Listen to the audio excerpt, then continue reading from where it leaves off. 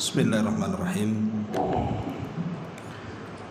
Assalamualaikum warahmatullahi wabarakatuh.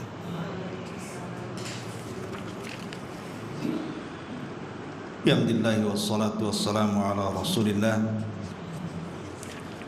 wa ala alihi wa sahbihi wa mawalah wa la hawla wa la quwata illa billahi wa ba'du.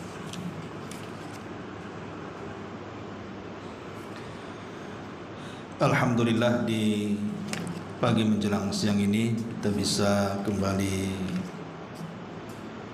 duduk untuk bertalabul ilmi. Salat dan juga salam kita hadiahkan kepada Rasul kita Nabi besar Muhammad sallallahu alaihi wa ala alihi wasallam.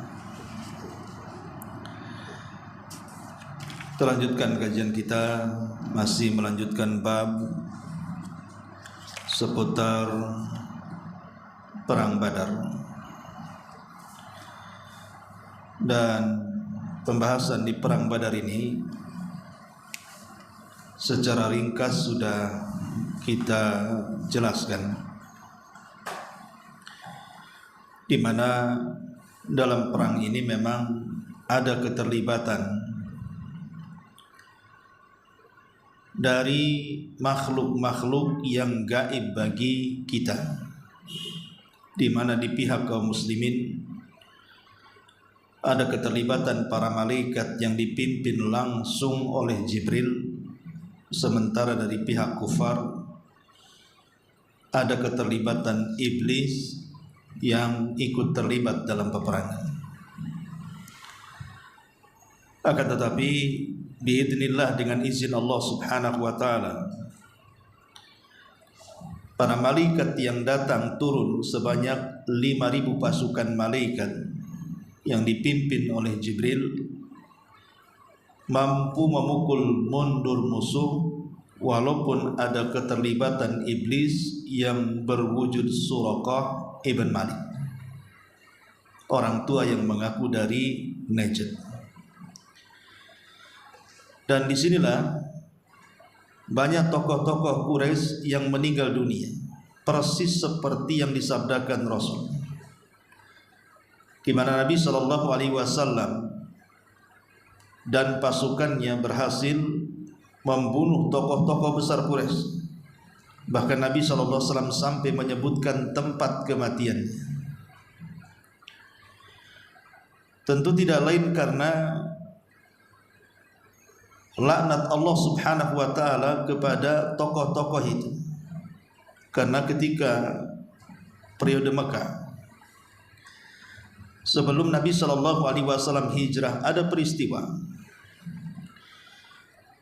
di mana Abu Jahal, atau dikenal dengan Abul Hakam dan nama aslinya Amr ibn Hisham,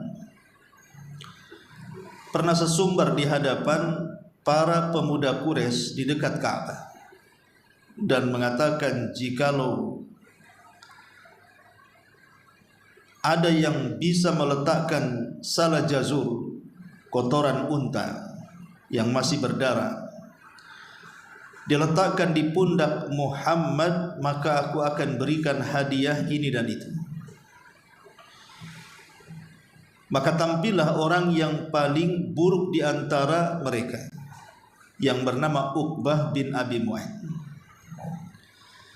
Sebenarnya Uqbah bin Abi Mu'ayth ini dulunya pengagum Nabi.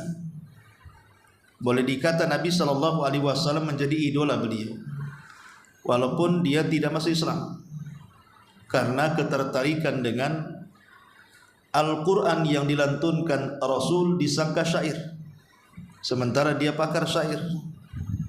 Jadi dia suka dengan Nabi SAW. Sampai satu hari Uqbah bin Abi Mu'ayth ini ingin menjamu Nabi, karena begitulah cara orang dulu kalau menghargai dan menghormati seseorang, maka akan menjamu dengan cara memberikan makan yang terbaik dan terenak. Maka setelah kemudian menghidangkan makanan lezat, maka Uqbah pun akhirnya mengundang Nabi SAW untuk bertandang ke rumahnya. Tapi setelah kemudian Nabi SAW diperintahkan untuk memakan hidangannya, Rasul tidak mau dan tidak menyentuh makanannya sedikit pun. Dan itu sebuah aib, mengundang orang tapi tak mau makan. Seperti ibulah sudah masak enak-enak, undang saya ke rumah, tahu-tahu saya tak mau makan. Tentu aib kan begitu. Sehingga Uqbah ini enggak enak hati dan bertanya, kenapa Rasul itu tidak mau menyentuh makanannya? Nabi SAW punya alasan, karena Uqbah bin Abi Mu'aid ini posisinya kafir, musyrik, dan Nabi tidak mau menyentuh makanannya. Kemudian Nabi SAW mensyaratkan, kalau aku mau menyentuh makananmu, maka syaratnya satu, masuklah kau ke dalam Islam, ucapkanlah 2 kalimat syahadat. Akhirnya dengan terpaksa Uqbah bin Abi Mu'aid pun mengucapkan 2 kalimat itu. Tapi tujuannya bukan ingin masuk Islam ya, supaya Rasul mau makan. Tapi kita tahu bahwa konsekuensi orang yang mengucapkan 2 kalimat syahadat secara otomatis dia masuk Islam. Walaupun 2 kalimat ini bukan berarti orang yang mengucapkannya Islam selamanya. Terkadang bisa saja membatalkan pembatal-pembatal yang membatalkan 2 kalimat itu sehingga mengeluarkan orang dari Islam. Masalahnya ucapan syahadat Uqbah bin Abi Mu'aid ini terdengar sampai keluar. Kemudian teman dekat daripada Uqbah bin Abi Mu'aid, termasuk tokoh besar Quraisy namanya Umayyah ibn Khalaf, marah besar karena merasa ditipu oleh kawannya Uqbah masuk Islam tanpa sepengetahuannya. Maka akhirnya kemudian Umayyah ibn Khalaf pun mengancam, kalau seandainya dia tetap di atas agama Rasul, maka tidak ada lagi persahabatan dan perkawanan di antara mereka. Karena takut Uqbah bin Abi Mu'aid ditinggalkan oleh orang-orang Quraisy dan hilangnya persahabatan dengan tokoh-tokoh Quraisy, akhirnya dia pun berjanji dia akan menghinakan Nabi SAW untuk menunjukkan bahwa dia tidak bermaksud masuk ke agamanya. Sampai pada waktunya peristiwa Abu Jahal terjadi. Ketika Abu Jahal ini sesumbar dan mengatakan, siapa di antara kalian yang bisa meletakkan kotoran unta di pundak Muhammad, maka akan mendapatkan ini dan itu. Maka berilah Uqbah bin Abi Mu'aid siap melaksanakan titah perintah Abu Jahal, tentu demi mengambil hati kawannya Umayyah ibn Khalaf supaya dia percaya bahwa dia sama sekali tidak masuk ke agama Muhammad. Makanya setelah itu dia mencari-cari kotoran unta, sana kemari dia cari itu. Allah takdirkan ketemu, ada unta yang sedang disembelih, kemudian diambil kotoran yang ada pada usus unta yang masih berdarah itu, kemudian dibawa. Saat Nabi SAW sedang sholat dan posisinya sedang sujud, maka Uqbah bin Abi Mu'aid pun tidak menyia-nyiakan kesempatan meletakkan kotoran itu di pundak Nabi. Nabi sedang sholat dan posisinya sedang sujud. Maka para pemuda Quraisy yang menyaksikan peristiwa itu, mereka senang sekali, sampai tertawa terbahak-bahak, sampai menggeleng-gelengkan kepala mereka saking bahagianya ketika terjadi penghinaan kepada Nabi SAW. Lah ketika itu Fatimah, putri Nabi SAW lewat, dan Fatimah itu masih kecil, masih anak-anak ketika itu. Melihat ayahandanya dihina dan direndahkan oleh tokoh-tokoh Quraisy, dia pun datang kemudian membersihkan kotoran unta yang berada di pundak Nabi. Sampai bersih, barulah kemudian Rasul bangkit dari sujud dan menyelesaikan solatnya. Selesai solat, maka Fatimah mengatakan kepada Nabi SAW, wahai ayahku, laknatlah mereka orang-orang yang menghina diri. Maka entah kenapa Nabi SAW mengikuti ucapan Fatimah, kemudian melaknat orang-orang yang menyakiti dirinya yang berada di hadapannya. Nabi mengatakan, ya Allah, laknatlah Abu Jahal. Ya Allah laknatlah Umayyah, ya Allah laknatlah Uqbah, dan beberapa tokoh Quraisy yang ada di situ dilaknat Nabi sallallahu alaihi wasallam. Subhanallah, laknat ini Allah Subhanahu wa taala kabulkan. Kapan? Setelah Nabi sallallahu alaihi wasallam hijrah dari kota Makkah ke kota Madinah. Saat terjadi perang Badar, semua yang terlibat di dalam peristiwa Abu Jahal yang menghina Rasul dan meletakkan kotoran unta di pundak Rasul, semuanya binasa di perang Badar. Bahkan Uqbah pelaku peletakan itu ditangkap, kemudian disalib dan dibantai di tiang saliban, dan dialah orang yang pertama disalib dalam Islam. Uqbah bin Abi Mu'aid laknatullah alaih.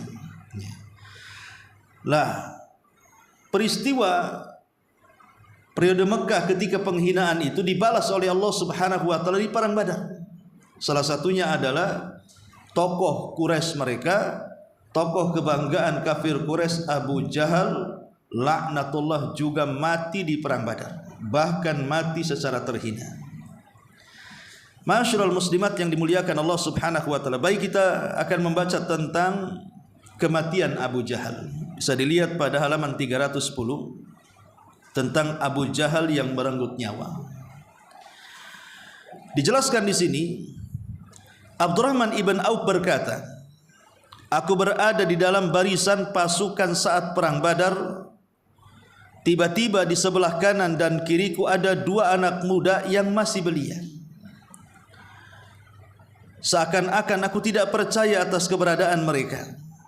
Lalu salah seorang di antara keduanya berkata secara rahasia kepadaku agar tidak diketahui temannya, dan mengatakan, wahai paman, tunjukkan padaku mana Abu Jahal.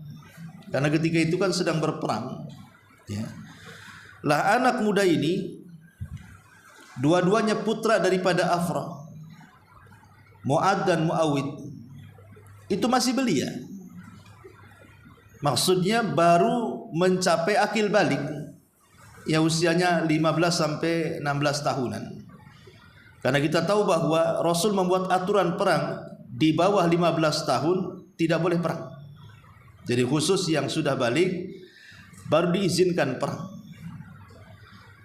Lah Muawid atau Mu'ad dan Muawid, keduanya putra Afra ini, ya usianya masih 15-16 tahun. Dan kedua-duanya berlomba ingin membunuh Abu Jahal. Sehingga karena dia tidak tahu mana satu Abu Jahal dalam peperangan itu, sehingga keduanya mendekati Abdurrahman ibn Auf, seorang sahabat senior Nabi SAW, dan bertanya, wahai pamanku, tunjukkan yang mana satu Abu Jahal dalam peperangan itu. Maka Abdurrahman ibn Auf pun menjawab, aku beritahu bahwa dia, lalu berkata, wahai anak saudaraku, apa yang kamu ingin lakukan dengan Abu Jahal itu?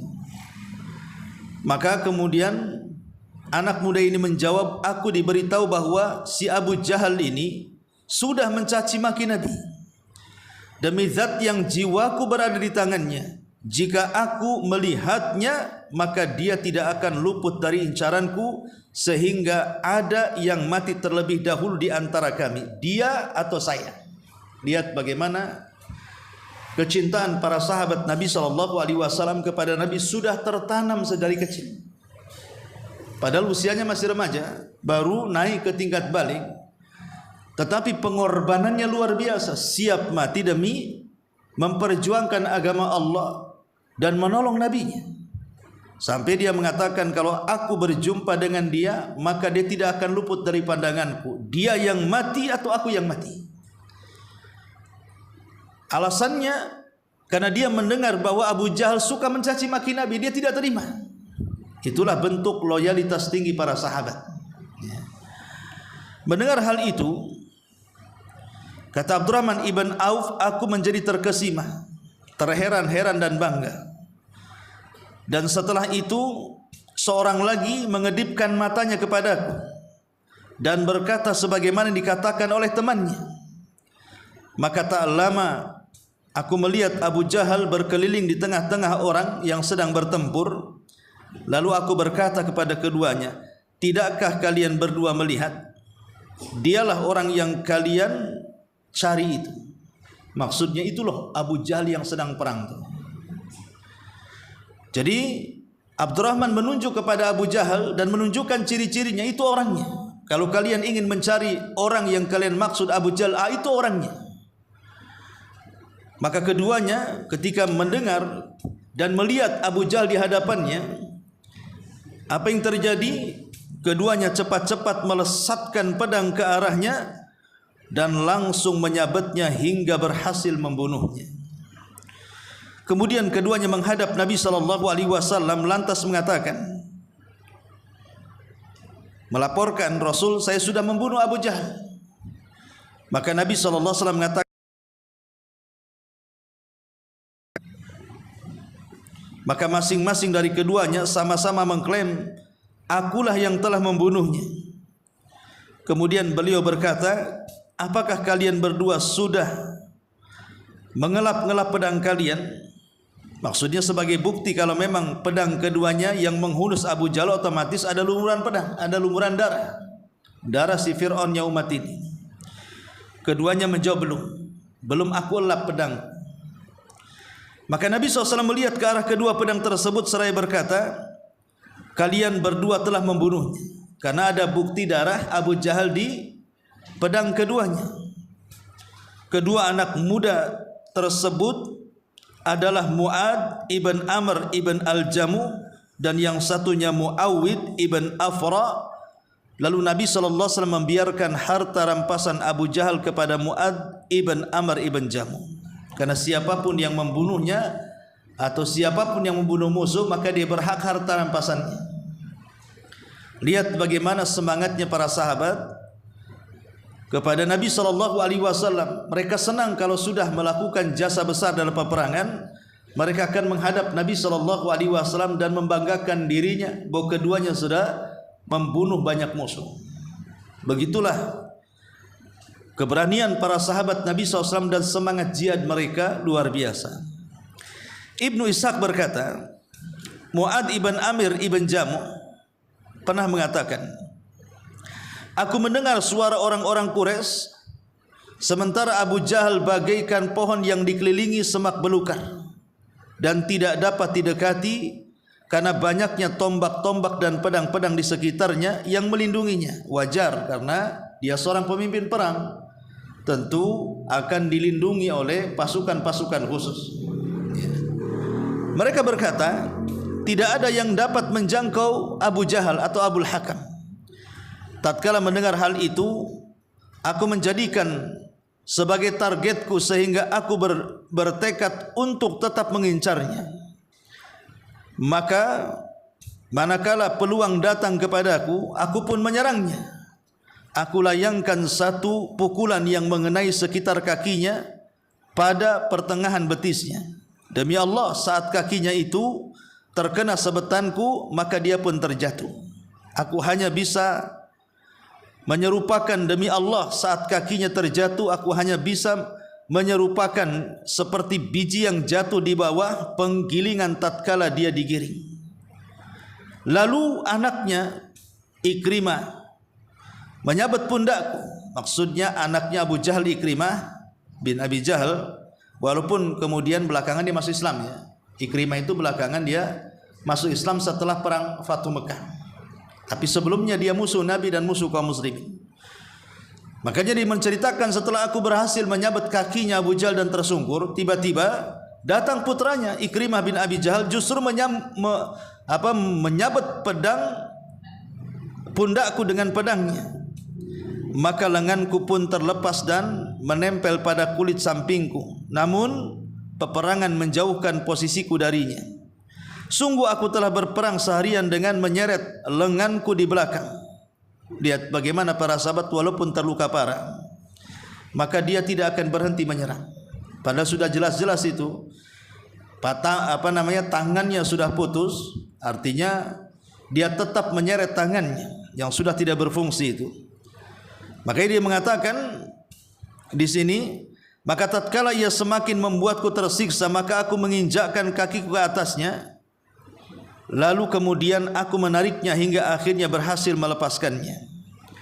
Kemudian Muawid melewati Abu Jahal lalu menghantarkannya dengan pedang hingga beberapa kali, lantas membiarkan sekarat sementara dia terus berperang lagi hingga akhirnya gugur. Ya. Tatkala perang usai, Nabi SAW bersabda, siapa yang melihat apa yang terjadi dengan Abu Jahal? Orang-orang pun berpencar untuk mencarinya. Lalu dia temukan oleh Abdullah ibn Mas'ud dalam keadaan sedang menanti titik akhir ajalnya. Jadi ketika Abu Jahal detik-detik sakaratul maut berada di tengah-tengah pertempuran di antara korban-korban yang berjatuhan, maka Abdullah ibn Mas'ud radhiyallahu an dialah yang pertama menemukan jasadnya Abu Jahal, tapi belum mati, masih ada nafasnya dan masih nazar. Ya. Ingat bahwa Abdullah ibn Mas'ud juga pernah dihinakan oleh Abu Jahal. Saat di permulaan Islam dia bersama Abu Bakar Siddiq radhiyallahu an, kemudian berjumpa dengan Abu Jahal, maka Abu Jahal menghina sehina-hinanya Abdullah ibn Mas'ud radhiyallahu an. Jadi itu tidak bisa dilupakan oleh Abdullah ibn Mas'ud. Lah ketika kemudian Abdullah ibn Mas'ud ini mendapati Abu Jahal dalam keadaan sedang menanti ajal akhirnya, lantas dia menginjak lehernya dengan kakinya dan menarik janggutnya agar dapat memenggal kepalanya seraya berkata, apakah Allah telah menghinakanmu wahai musuh Allah? Maka Abu Jahal berkata, demi apa dia telah menghinakanku? Maka Abdullah bin Mas'ud mengatakan, ya, Abu Jahal mengatakan, aku tidak merasa terhina mati di tangan kalian. Lalu dia mengatakan, andai saja yang membunuhku bukan seorang pembajak tanah, maksudnya orang Ansor yang pekerjaannya sebagai petani. Kemudian dia bertanya, tolong beritahukan kepadaku, siapa yang keluar sebagai pemenang hari ini? Maka Abdullah ibn Mas'ud yang sudah siap memenggal kepala Abu Jahal yang sudah menginjak lehernya mengatakan, yang menang perang hari ini adalah Allah dan Rasulnya. Maksudnya memanas-manasi siapa? Abu Jahal yang sedang sakaratul maut itu. Kemudian dia berkata lagi kepada Ibnu Mas'ud yang ketika itu sudah menginjak leher Abu Jahal, sungguh engkau telah melakukan pendakian yang amat sulit, wahai penggembala kambing.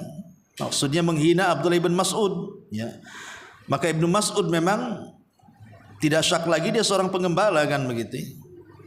Dan setelah percakapan di antara keduanya selesai, maka Ibnu Mas'ud pun memenggal kepalanya dan membawanya ke hadapan Nabi SAW dan mengatakan, wahai Rasulullah, inilah kepala musuh Allah si Abu Jahal itu.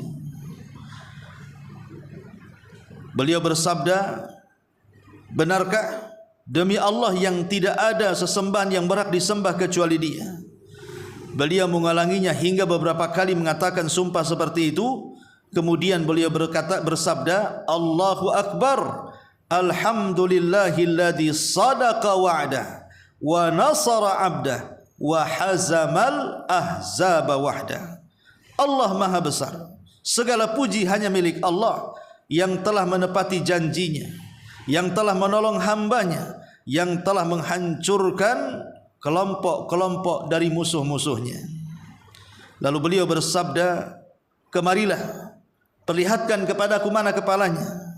Lalu kami pun mendekatkan dan memperlihatkan kepada beliau. Maka beliau pun mengatakan, inilah Fir'aunnya umat ini. Jadi yang mengatakan Fir'aunnya umat ini adalah Nabi. Jadi Abu Jahal yang mengatakan Abu Jahal juga Nabi. Namanya kan bukan Abu Jahal, namanya siapa? Amr ibn Hisham. Dan orang-orang Quraisy memanggil dengan Abul Hakam, orang yang penuh dengan kebijaksanaan. Kalau dia sudah bicara didengar oleh orang-orang Quraisy, sehingga orang Quraisy menggelari dia dengan Abul Hakam. Tapi setelah datangnya Nabi SAW kemudian mengajak Islam, dia menolak. Maka Rasul menganggap namanya jahil. Maka sejak itu Rasul tidak menyebut namanya, tidak pula menyebut kalimat Abul Hakam. Justru Rasul mengatakan dia adalah Abu Jahal. Dan dalam perang Badar, Rasul pun kemudian menggelari lagi dengan yang jauh lebih buruk dibandingkan Abu Jahal, mengatakan sesungguhnya dia, maksudnya Abu Jahal, Fir'aunu hadhil ummah, dia adalah Fir'aunnya umat ini. Lihat bagaimana kisah kematian Abu Jahal ini, luar biasa. Dihinakan oleh Allah Subhanahu wa taala, dibantai oleh dua anak remaja, dan ini sebuah aib. Gimana mungkin pemimpin perang, jenderal, yang ya jenderal kan tidak mungkin orang biasa, pasti dia punya keahlian. Yang kedua, dia tokoh besar, bahkan tokoh sentral di tengah-tengah Quraisy. Tentu di sekelilingnya juga banyak tentara yang akan melindunginya.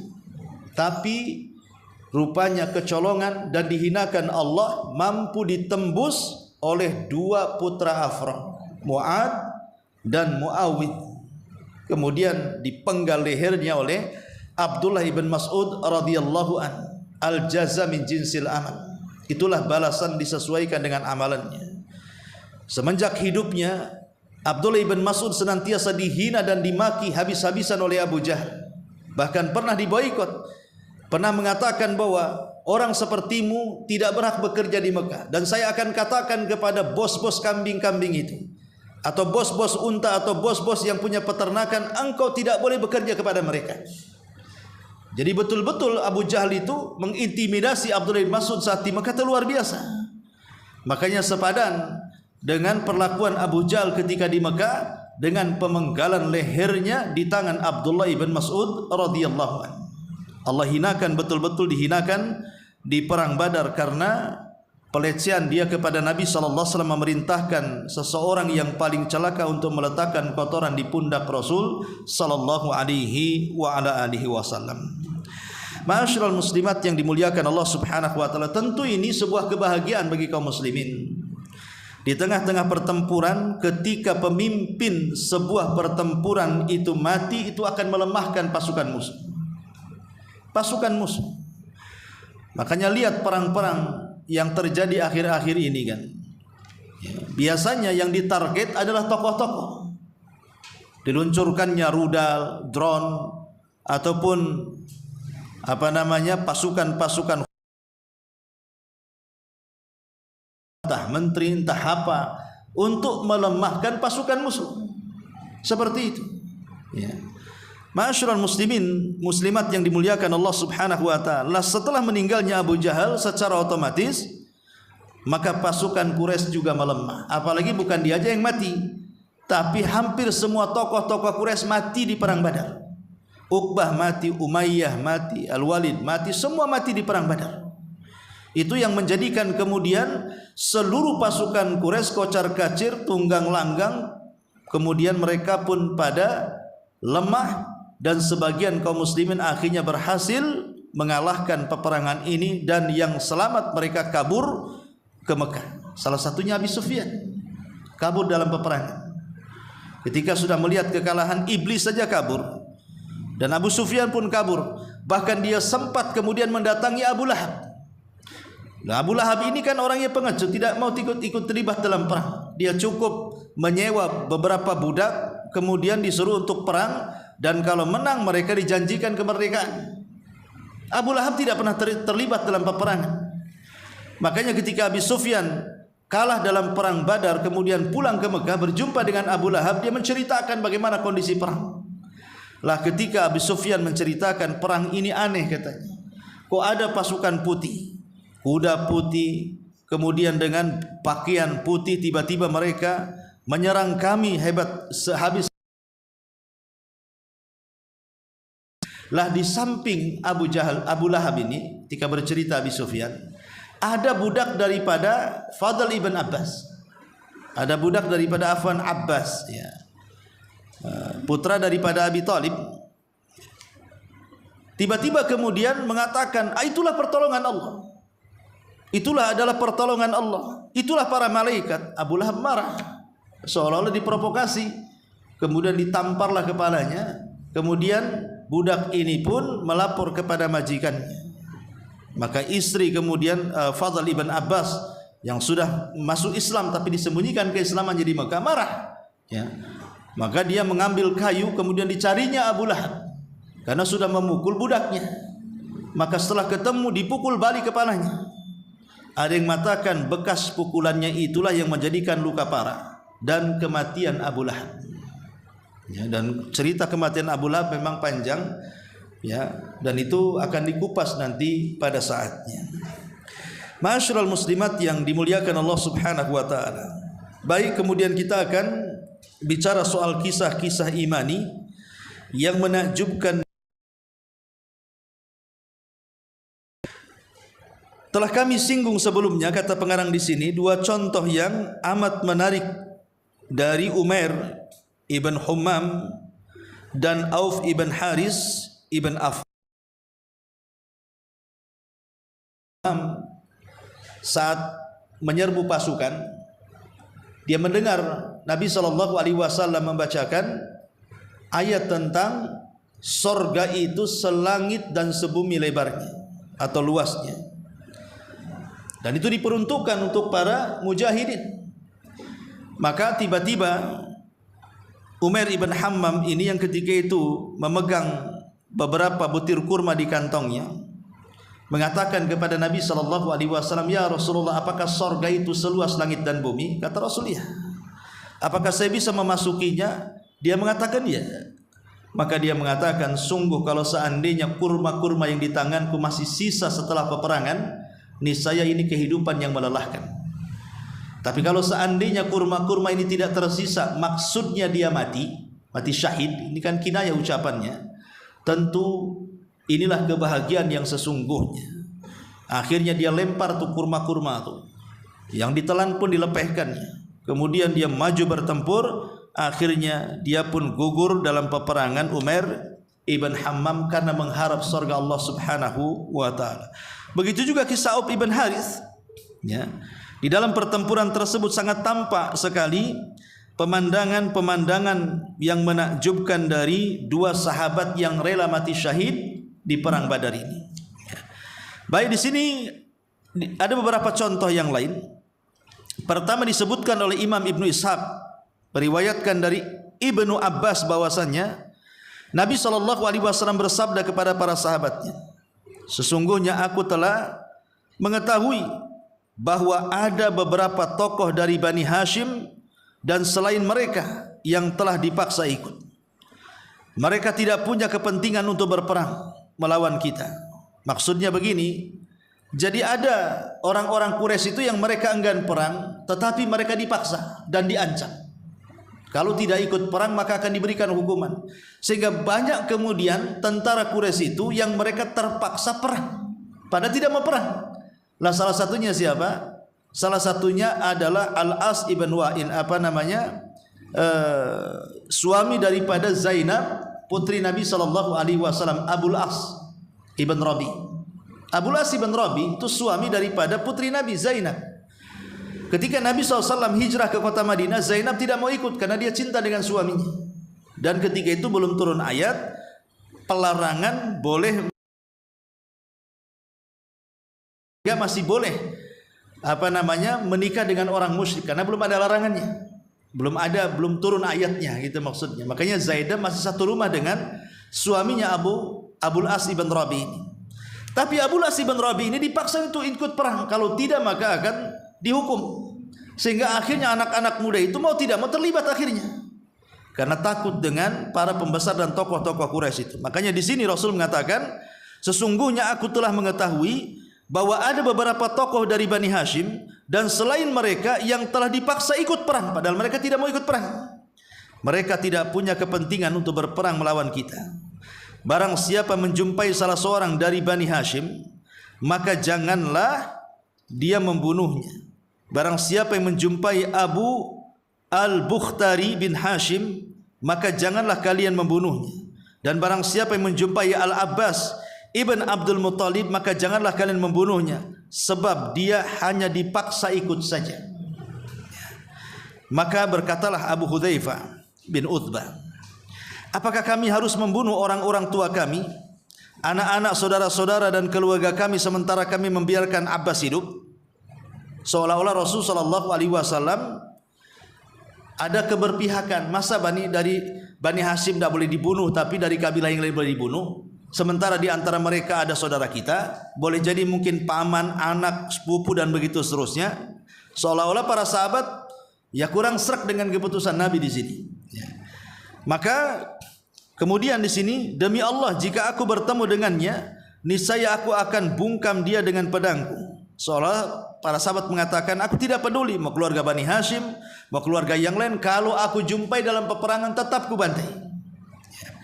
Lalu hal itu sampai ke telinga Nabi SAW, sehingga beliau berkata kepada Umar bin Khattab, wahai Abu Hafsah, apakah wajah paman Rasul harus disabet dengan pedang juga? Maksudnya apakah juga Abbas pamanku juga harus mati? Ya. Maka berkatalah Umar bin Khattab radhiyallahu anhu, wahai Rasulullah, biarkan aku memenggal kepalanya langsung dengan pedangku. Demi Allah dia sungguh sudah menjadi munafik.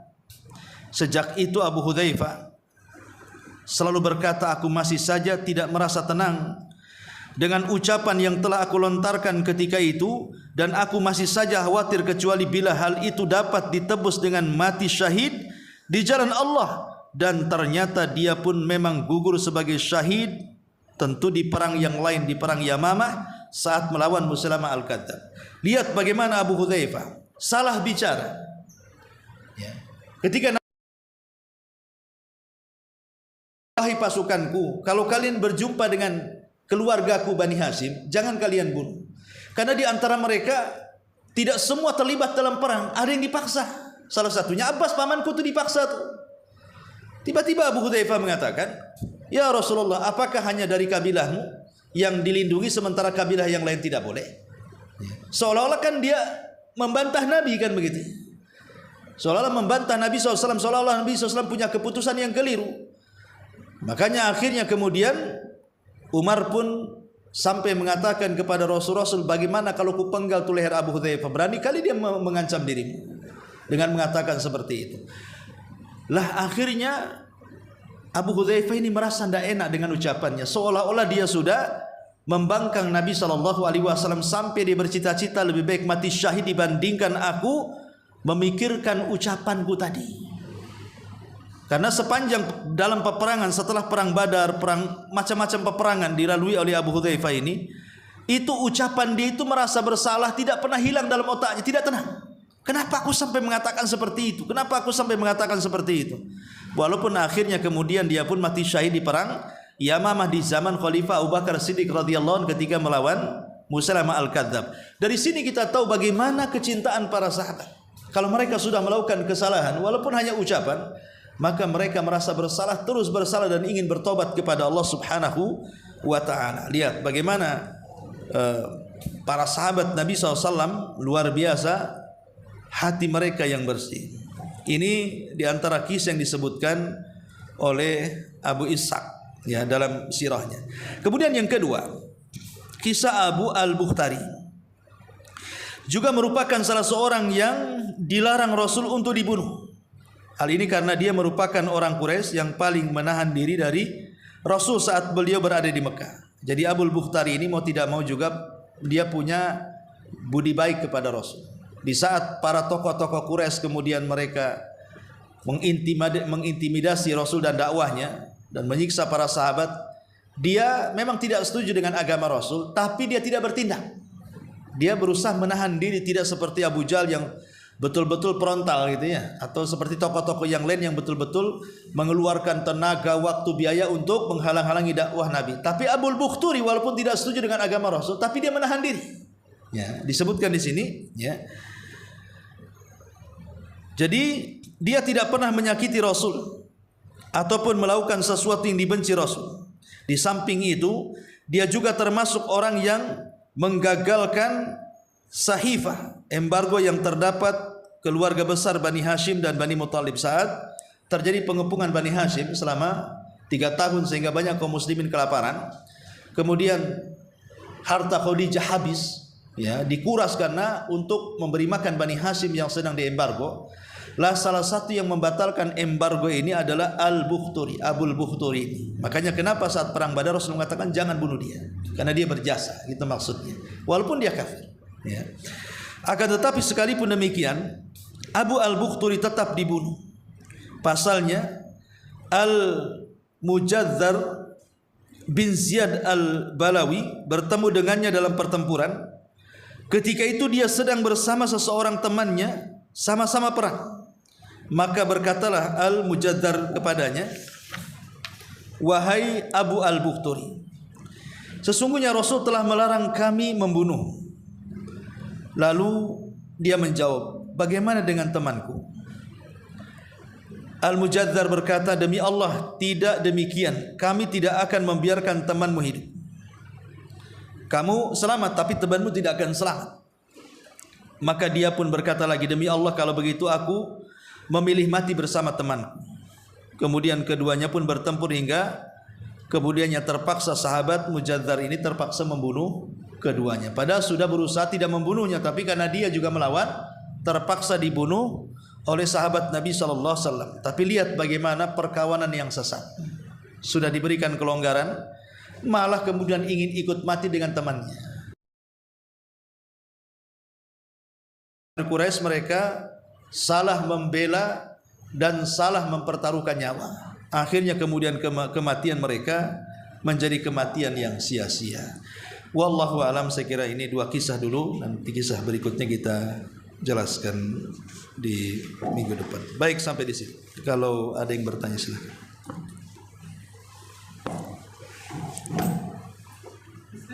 Ya.